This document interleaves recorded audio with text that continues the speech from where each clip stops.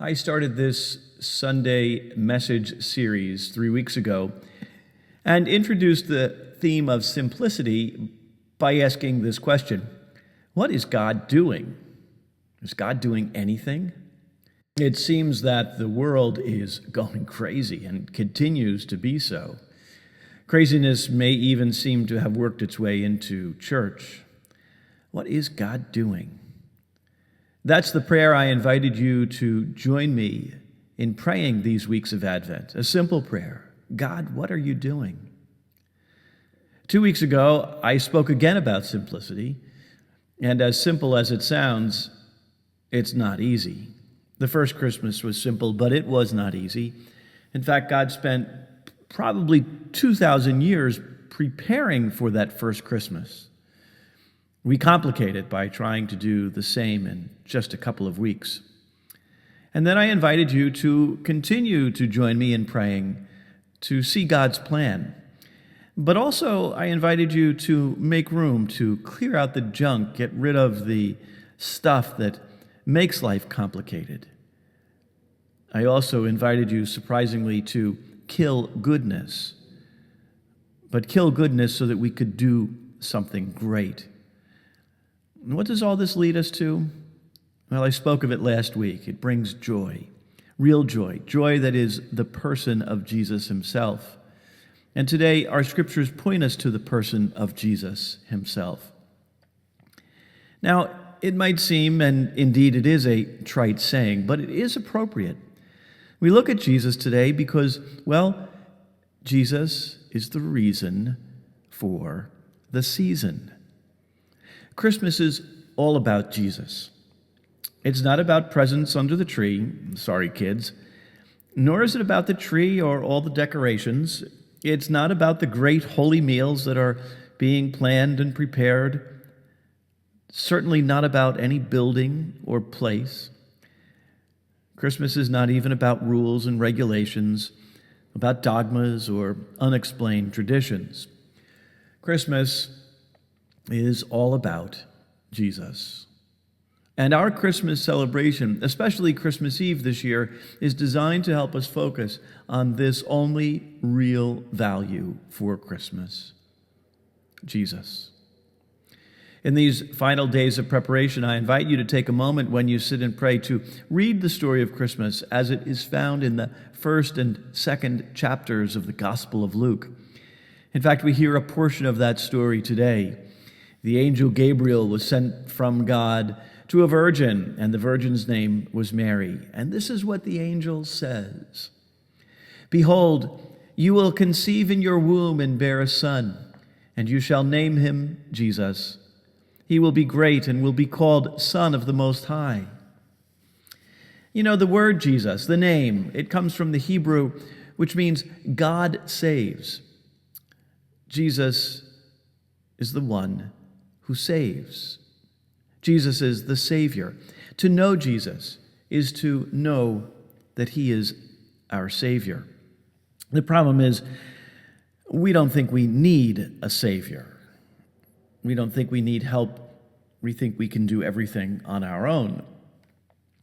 The mother of a friend of mine tells of his childhood when he consistently said, "I do it. I do it." Whenever he needed something to be done, "I do it." We were laughing about that because we were together and he was trying to do something and obviously needed help, but kept saying, "I'll do it." We don't think we need help. We don't think we need a Savior, but we do. When you have a problem that you can't solve, you need a Savior, and someone comes along and helps you solve that problem. Well, you have a Savior. You're driving someplace strange and get lost. Your GPS is no longer working. You need a Savior. You pull into a gas station and ask for directions, and you get them, and they're easy as can be. You have a Savior. When you need medical attention and have no way to get to the doctor, you need a Savior. When your neighbor comes and knocks on the door to see how you're doing and recognizes your distress and need for a doctor and offers to drive you there, you found a Savior. Every one of us needs a Savior from time to time. And you know what? There's nothing wrong with that. But there are problems in life that you can't solve, debts that you can't pay, hopeless, broken situations you can't correct on your own, no matter how hard you try. You need a Savior. That's why God sent us, His Son, to save us. To save us, though, from the two problems that no matter what, you can't solve on your own. Two problems that you can do nothing about on your own: sin and death. We can't solve them on our own. I can't solve them for you. See, I, like you, am flawed. I make mistakes. I've made them in the past. I'll make them again in the future. On my own, I, like you, will have to face death. I need a Savior. And so do you. Something else the angel told Mary about Jesus: He will be great. People ask me, "Oh, Father, how are you doing?" And I respond, "I'm great."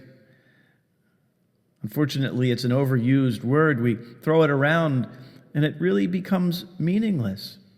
The fact is, I'm not great. I'm a mess. Remember that book that came out back in the 70s titled, "I'm Okay, You're Okay"? Remember a priest saying, "That's the wrong title for the book. It's I'm a mess, you're a mess." Jesus, though, was truly great. That's why so many people were attracted to him. He was that kind of guy. He was a great guy, did great things for people, truly great things. But that's not why the angel called him great. He is great because he is the Son of the Most High God. We'll sing in just a few days that song, "Word of the Father, now in flesh appearing." Jesus is 100% God and 100% human. He understands our temptations. He understands our weaknesses, our hang-ups, our hurts. He knows our needs, and he shares in our sufferings and our pains. And as God, he has the ability to transform all of those things, to lift us out of our brokenness. In Jesus, humanity is joined to God in a wholly new way, beyond our wildest imagination.